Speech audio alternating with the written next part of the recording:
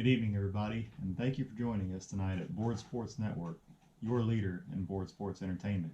Week 1 was a great start to the 2020 inaugural Baseball America season, and on tonight's episode, we'll show you the results from all the action from around the league, as well as look at the standings and some of the leaders in some of the stat categories.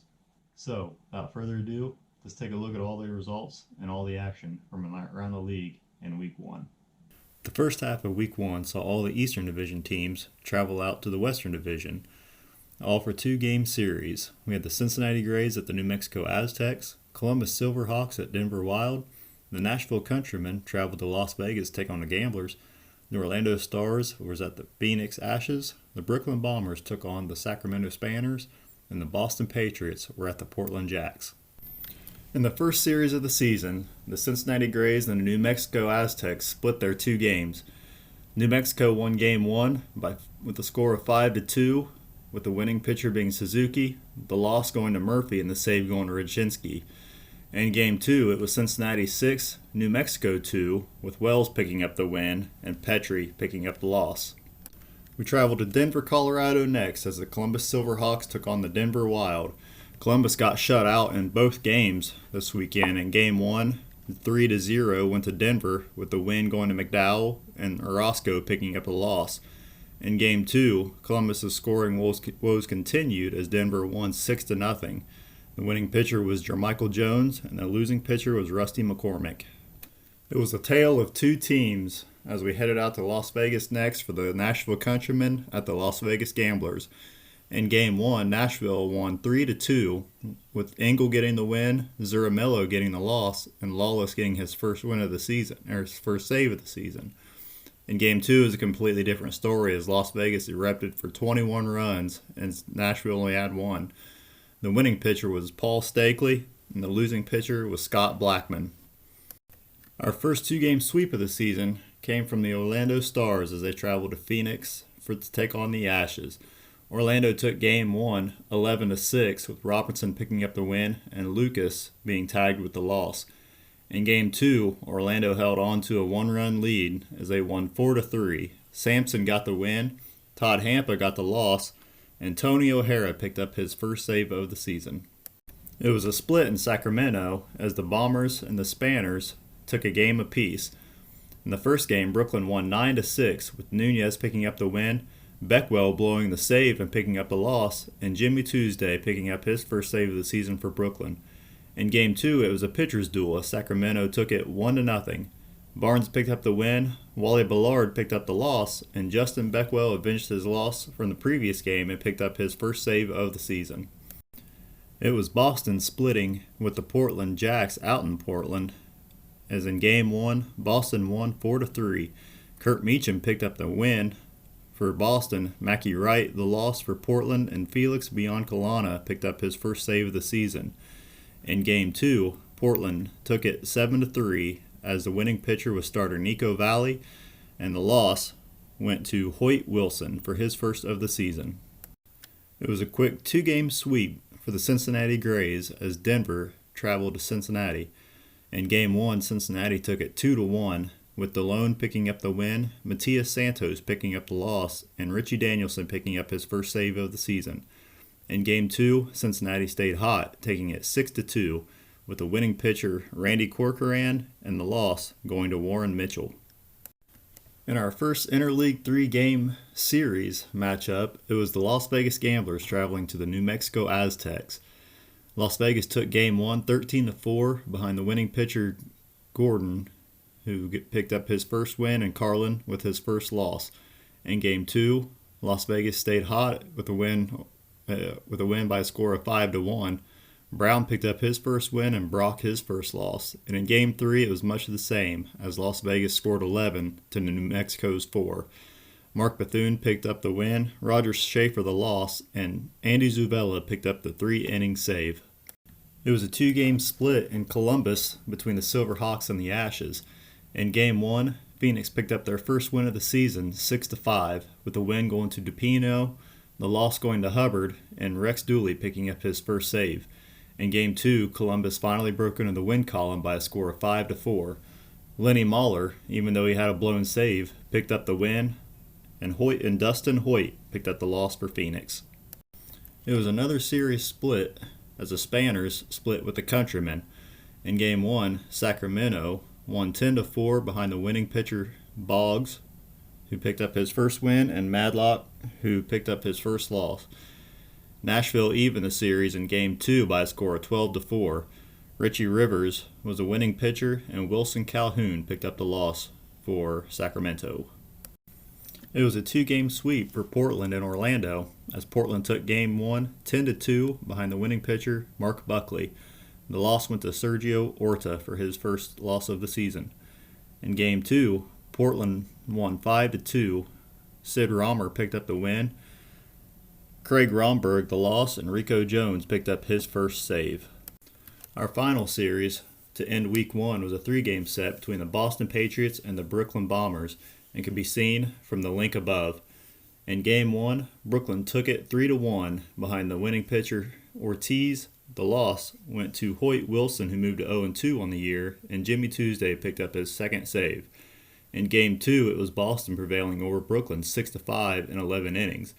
The win went to Tracy Reedy. Bobby Bishop fell to 0-1, and Felix Biancalana picked up his second save.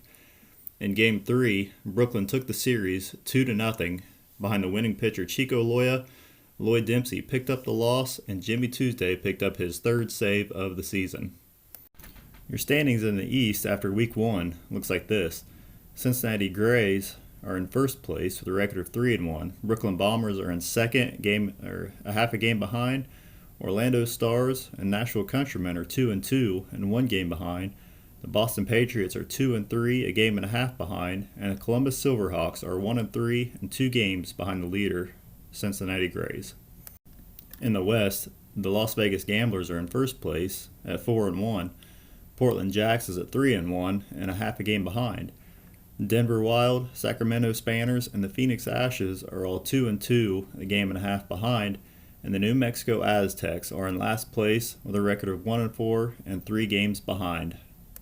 Now let's take a look at some of your leaders from around the Eastern Division. Alvaro Morgan is batting .563, Mike White is batting .556, Gary Bonnell for Nashville at .444, Don Scoob from Orlando at .438, and Kent Brunner batting .400. Mike White's leading the East Division in hits after Week 1 with 10. Alvaro Morgan has 9, Gary Bonnell with 8, Don Scoob with 7, and Ryan Kennedy with 6. Denny Klug, Bill Hammond, and Ramon Cruz all have 3 doubles, while Alvaro Morgan and Shadow Davis both have 2. Only 3 players hit triples in Week 1, and that was Victor Bonilla for Boston, Alvaro Morgan, and Don Scoob. Your home run leader in the East after Week 1 was Lenny Foster from Orlando with 3.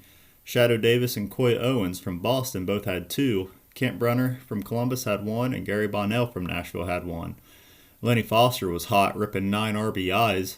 Steve Kaiser had 4. Jim Kemper from Cincinnati had 4. Mike White and Bill Hammond each had 4 as well. Cincinnati showed they may be the speed of the East, as the top 3 leaders in steals all came from Cincinnati. Junior Ayala, Danny Hargrove, and Albert Miller each had 3, while Jorge Gonzalez from Columbus had 3, and Travis Nelson from Brooklyn also had 3. And looking at some pitching from the East, Chico Loya leads the East with 10 strikeouts. Harold Enga and Sergio Orta both have 9, and Bobby Bishop and Sean Sullivan have 8. Jimmy Tuesday had a busy week, recording 3 saves, while Felix Biancalana and Richie Danielson had 2, and Tony O'Hara and Larry Lawless both had 1. And looking at the West Division, Jody Campbell batted .600 for the week. Danny Cota from Las Vegas batted .545. Junior Royal batted .467. Toby Gorin posted a .455 average, and Maury Lynn from Denver posted a .429 average. It was almost a sweep for Las Vegas, as Danny Cota, Manny Armas, and Toby Gorin led the league with 12, 11, and 10 hits respectively. Jody Campbell from Phoenix had 9, and Graham Winkle rounded out the top 5 from Las Vegas with 9 hits. Danny Cota from Las Vegas pounded out 5 doubles, while Edgar Santiago from New Mexico had 4. Todd Sargent from Portland had 3, Ellis Derlinger from Phoenix had 2, and Bryce O'Leary from Sacramento had 2. In the triples category, Danny Cota led once again with 2, Toby Gorin from Las Vegas had 1, Mark Buckley from Portland had 1, Norberto Soto from Phoenix and Gus Fontenot from Denver each had 1 as well.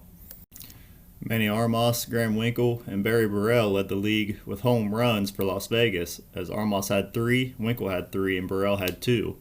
Bryce O'Leary from Sacramento had 1 home run, and Hubie Wagner from Portland had 1 as well. The Las Vegas Gamblers benefited from that 21-1 shellacking early in the week to lead the league in RBIs. Graham Winkle had 8, Toby Gorin, Mike Kettle, and Domingo Young from Las Vegas each had 6, and Todd Sargent from Portland posted 5 RBIs. And rounding out your offensive categories for the West, in stolen bases, Otis Terrell is your leader from New Mexico with 5. Norberto Soto had 3, Graham Winkle 2, Casey Carter from Portland had 1, and Phil Garber from Sacramento had 1. For pitching in the West, Mark Bethune from Las Vegas leads the league with 8 strikeouts.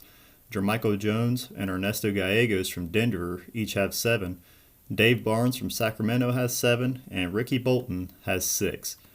For your saves, Rex Dooley from Phoenix has 1, as well as Andy Zuvella, Rico Jones, Steve Radchinsky, and Justin Beckwell. And now, here's what you can look forward to in Week 2.